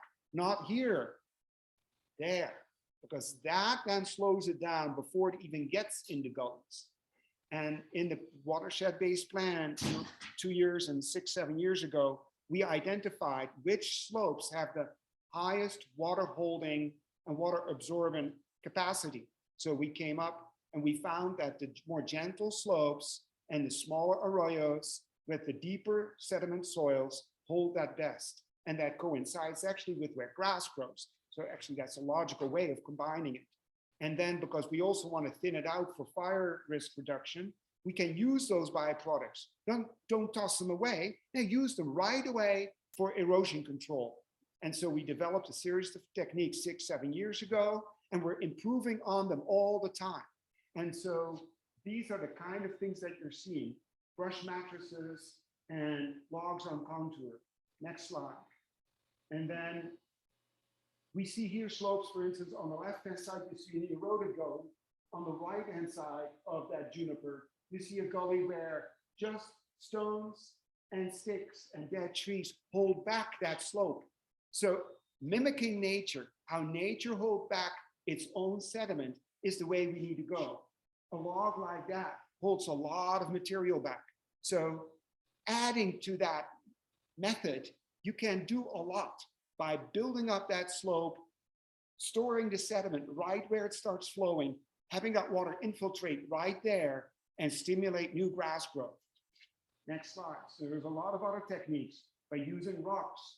Here's a palisade dam where you can actually create like a wicker weir or palisade dam in a head cut, and then get that head cut gently flow down over the palisade so that the water is guided into the gully and will no longer irrigate that or erode that head cut.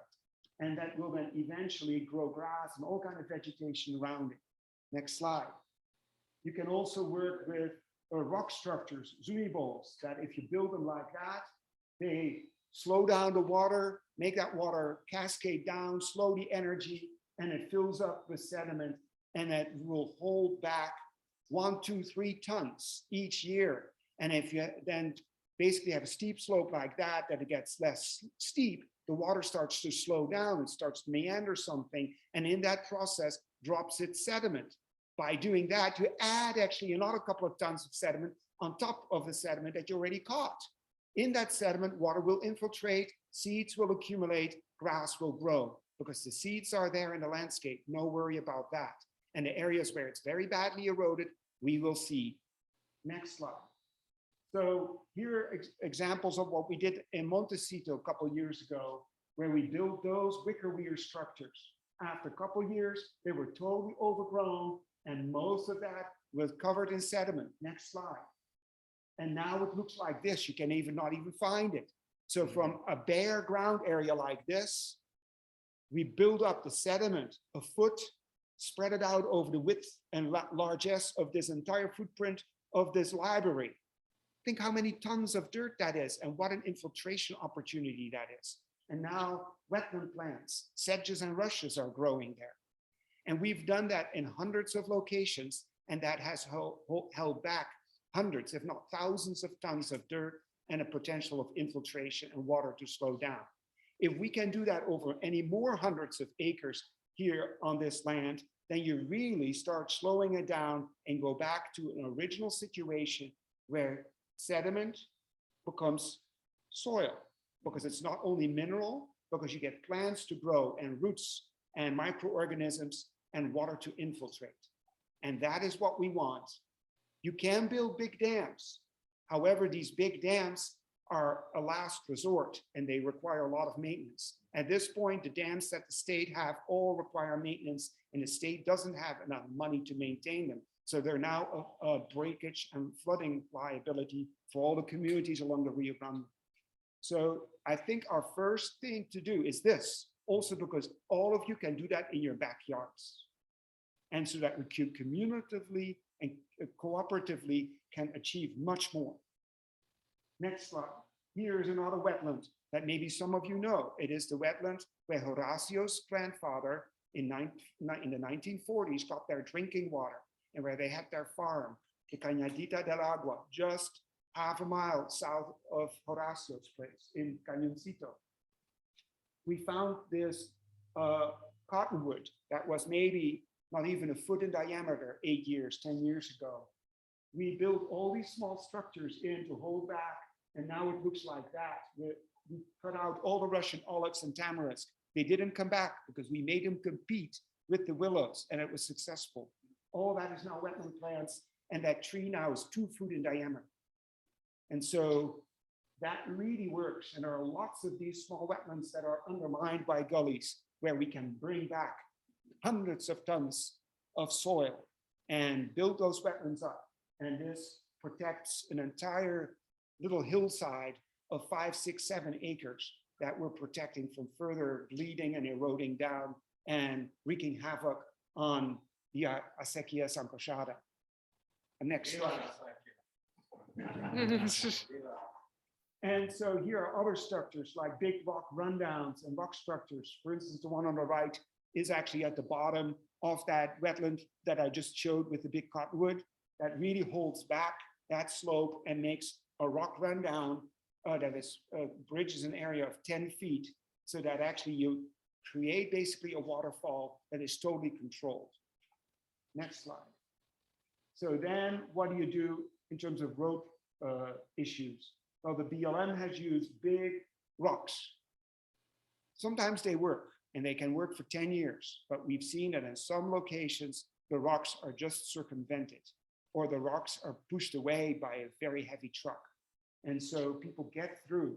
So it is a matter of education. It is a matter of legislation. It is a lot of different things that we need to do and talk with the people who do that so that they eventually understand that what they're doing affects us all. And the acequias that they're maybe even working in to do the cleanup every year, right? So if they can use that, if they can actually do something else in the landscape to make money, then they can actually be more helpful to the entire community that way. But that is a long way of work. And I'm totally aware of this BLM plan. It is in the plan. We have worked in 2013, 14, 15 with BLM on these things. It was part of one of the grants to actually put these boulders in, to fence the entire area in the Arroyo Pinos Reales. It has worked for a number of years. And now it's time again to readdress it. Let's move on. Another thing that we can do is a workshop, for instance, with the road graders, because there are actually very specific techniques that are beneficial on how to do the road grading in a responsible way for drainage. And we have technical booklets and we can train them. And I can work with Lucia Sanchez in the county to set that up.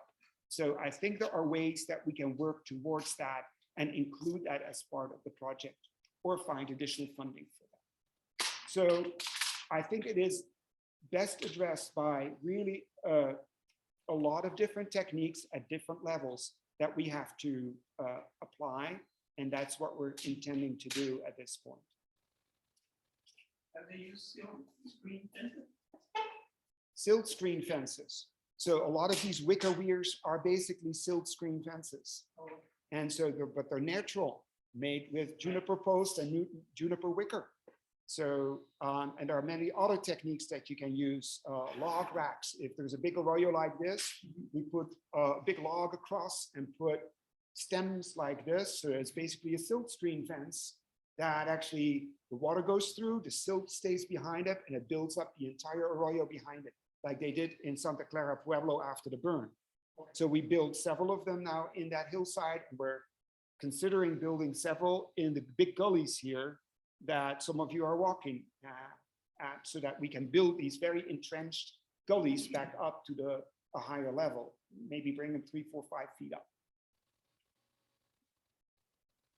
I'm just curious, some of the wicker weird and some of the structures that you're describing. I mean, I've been on projects with Albuquerque Wildlife Federation and doing, Valle Vidal and Midnight Meadows up, so I'm pretty familiar with the whole process of community involvement in these projects. So I'm just wondering if are you proposing that you do some of this work as a community workshop type event? you know, where you, I mean, because that could help, you know, bring awareness to what and why and the methods and, you know, what it's all for. I mean, maybe perhaps some people that previously had just kind of, you know, rode through there on their ATV might actually say like, oh, actually, maybe I could lend a hand, you know, with my ATV and bring rocks, you know, to help build these structures. You know? Well, thank you so much for that question. We'd love to do that. And so if you are interested, yes, let's do that. We have in the budget a contractor who will do that with us, but I, from the get-go, had wanted to get, for instance, local contractors or local youth or local people involved, or there's a crew from Taos that we're working with people here from Ojos Arco and Truchas who are on the crew that we want to get involved, or the Picuris crew, or whomever we can find who is interested. And if we can do it also in certain hands-on volunteer workshops, yes, absolutely. So thank you for that question, and let's see how we can make that work. With regard to that issue, we want to also involve youth. There's a lot of money for youth landscapes restoration crews from the state. I know a number of tribes do that.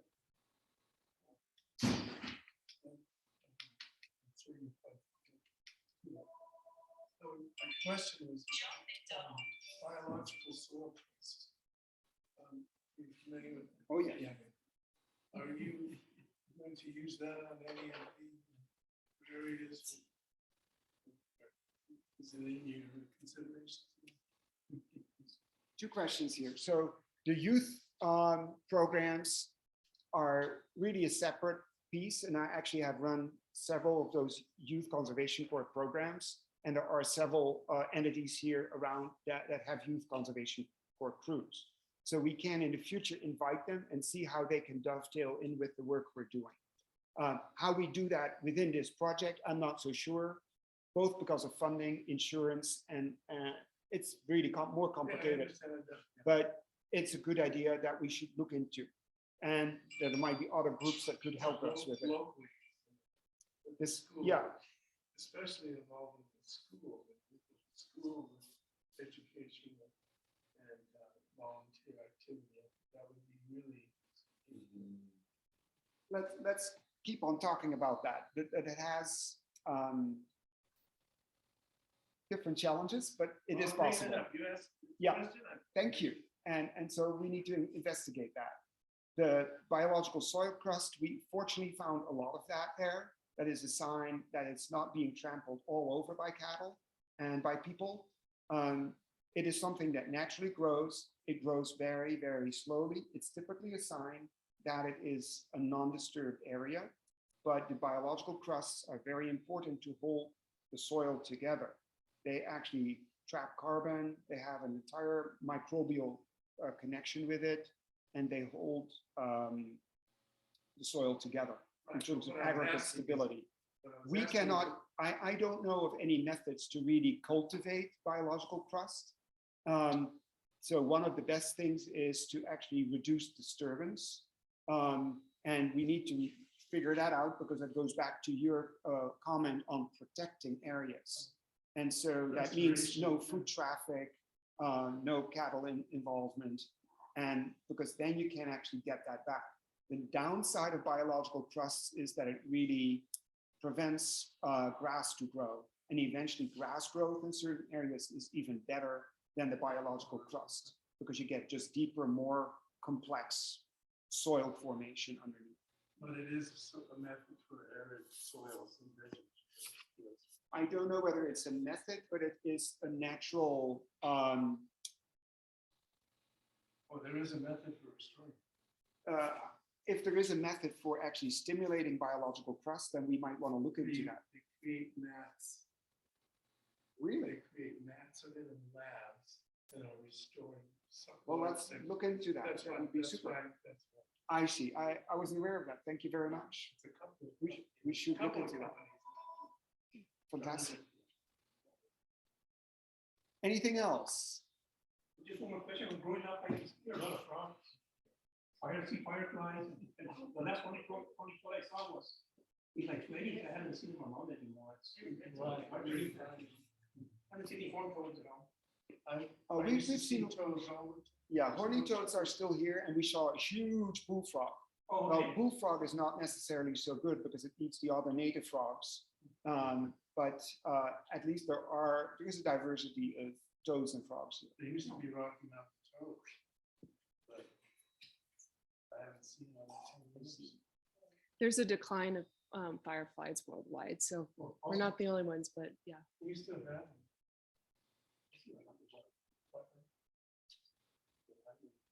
Chuck? Want to commend your efforts, for one thing. I also want to make an observation. I think it's fairly clear that this problem is at least in part driven by climate change. And I would hope that this would maybe be an invitation to everybody in this room to become a little more active in trying to deal with that issue. Absolutely, and I think that's a great point. A lot of what we're dealing with here is an effect of atmospheric impacts of more intense and scattered rainfall on this landscape and drought, and the difference between larger periods of intense drought and then sudden rainfall. And that is very strongly correlated with climate change, for sure. And we can do something about it. Yeah, well, can I just touch on that and saying that to me, it feels it's almost like this is because this is causing the climate change. Yeah. That the treatment of the land is what causes the climate change. And so we're experiencing the climate change because of ecological degradation. And so by aiding the ecological restoration, we're actually going to be able to affect microclimate change. I mean, this has been seen in a lot of projects where you slow the water down, rehydrate the land, you actually bring rain. And so And sequester carbon. Yeah. And so this is a direct way of actually making climate change an interaction and drought more of a decision rather than just a consequence. That's right. We're definitely working on climate adaptation and mitigation at the same time by doing this. Yep.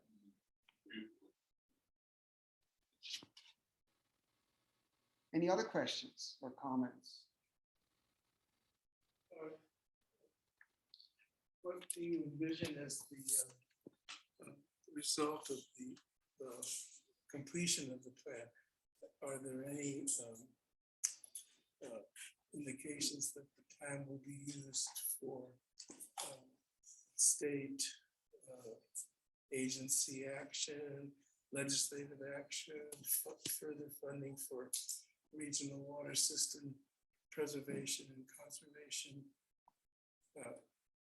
Are there any, do you have any comments? Yes. Yes and yes and yes. So the plans that are being written with funding from the EPA and the state are, in their philosophy, really plans of all the stakeholders. So the plan is really yours in the community and opens in an ongoing collaboration that we might hopefully continue for you the chance to get additional funding. Funding for a youth corps, funding for studies of specific species, studies or funding for more of this kind of work, education. So once you have a plan, you have a highly increased chance to get funding because you can point at the plan as your basis for that you have studied it, understood it, done all the legwork and due diligence to get that funding. And you've done your prioritization, you know all the sensitivities, the difficulties that you spoke of in the community, the cultural values that are needing to be balanced. And that's what the funders want to see, whether it is the Rocky Mountain Elk Foundation, or whether it is Ducks Unlimited, or whether it's the EPA or the Natural Resources Conservation Service or State Forestry. They all want to see those plans. And so now that we have a watershed plan, that's one thing. We now will have a wetland plan. And now we're going to work with the fire department on a community wildfire protection plan. So we also can address the fire component in all this. And so with all these plans together, we're opening more doors for more funding opportunities and more collaboration between different groups. So I think it is not a plan that you should wait others to act on. Government agencies, as you probably know, in New Mexico are not here to take much action unless the community really steps forward and say, hey, we want this. And so that's not that I'm bashing any of the agencies. It is just how the system works. The agencies are. The agencies are funding if you ask. But you need to step forward and say, hey, I have a good idea. I have all the backup here with plans plus a community that want this. Give me the money. And then you have a very good chance that you get it. And now that I've gotten about 5 or 6 grants here in this community the last 12 years, I think it's maybe an example of what we could do together. Met with any state legislators. I have, but not one-on-one, but it's just a meeting. No, but one-on-one. Not yet. No. I would recommend. Good. Just as one aspect of the plan that I have in my mind, which is a larger plan, which is that we plan to be more resilient as a community here as the larger systems break down politically, energetically, and having more water so that we can bring more unused farmland back into farming and or use it for pollinators, predators, and all the things we need. And I hope that we can, as a community, devise a larger plan as to how we can become more resilient in lots of different realms. And I think this is a great part of that. Thank you. Yeah. And on this watershed, are identified by the Santa Barbara watershed is springs? Okay, so we don't know yet. So we understood that we needed to really understand where the water from the springs is coming from. And so to understand how what we try to do on the land impacts also the conservation of water and making that water infiltrate or protect the sources of each of those springs. So through the grant, we were able to hire and collaborate with the New Mexico Bureau of Geology and Mineral Resources in Socorro, which is part or collaborating with New Mexico Tech there. And they do spring assessments and water source assessments all over the state because they have, by 2019 legislation, gotten the role to build a water source database for New Mexico. And so they're mapping and creating a database of all the water sources in New Mexico. They weren't aware of these ones and were very interested. So they're now funding their own staff to take water samples at various of those, both for the BLM and for us, so that they can actually start analyzing that water. They're dating it through tritium and carbon-14 analyses to really understand the age and source of that water. And they're looking at other chemical signatures of that water that we hope to understand. And then they're looking at that combined with the geology. So their geologists will then understand whether that is deep water that is 10,000 years old, or water that is in a very slow aquifer that is maybe 1,000 or 100 years old, or water that comes from any rainstorm that fell in the last year. And so once we know that, we know much better where these sources of water are, because geologists and hydrogeologists for this area know where the sources of water are that 10,000 years old. And therefore you may need to do protection work in Ojosarco or Trampas or on Cejita Mesa. And our project focuses now here, but that gives us then information to put in the Wetlands Action Plan for follow-up work for a new grant, say with the Forest Service or the BLM, way up there to protect the source waters for these springs that are older. Now we know already from preliminary research by the BLM that most of these springs here have young water, or they may have a combination of young and old. And so that's where we can actually do surface work on the Pinon Juniper Hills to actually protect that. And working then with Seb, we know then which Pinon Juniper Hills are very culturally sensitive and which are maybe less culturally sensitive, and where we can do what, so that all the different values are balanced out. And so that is where this conversation collaboratively with all the different partners is really important, so that all the different values are being honored and we're not running into conflicts because one person says, oh, we cannot do that, or the other person says that, and then we stay in inaction. And we need to break through that inaction to find just ways to move forward. And that's what we hope to do with this project. When will those reports be released? So the wetlands action plan, we hope to have, Geological. that will be probably by August. Oh, then. Yeah, they're working on it. They've They're just done the sampling sampling. They're starting doing the analysis over the So summer. this year, Yes, oh yeah. So we're we're working. going to be putting them in wet. The summary of that will be in the wetlands action plan. And I want to start actually having a website page on our website, and maybe we can eventually put it on the library website. We have to have a conversation with that.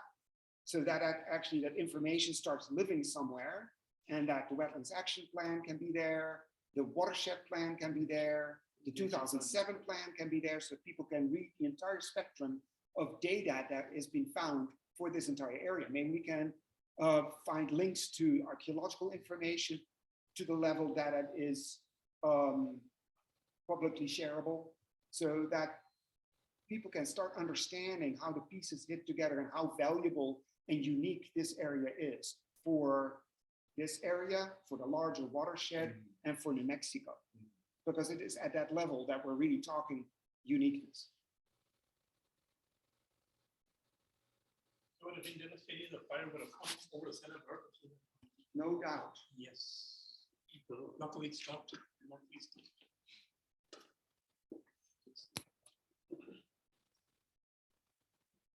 Thank you all very much. You are wonderful to come here for this. Let's follow up. Please contact us if you have any questions, any thoughts lingering, or new ideas, or want to spur us to do certain things that we feel we haven't followed up on. We have brochures about Ecotone with our contact information, websites. We have some other things, foods for thought, and we have other foods for your internal consumption. Thank you also, library. Thank you, Embudo Valley Library, for having us here, and that we overstayed our welcome so much. Thank you very much. Thank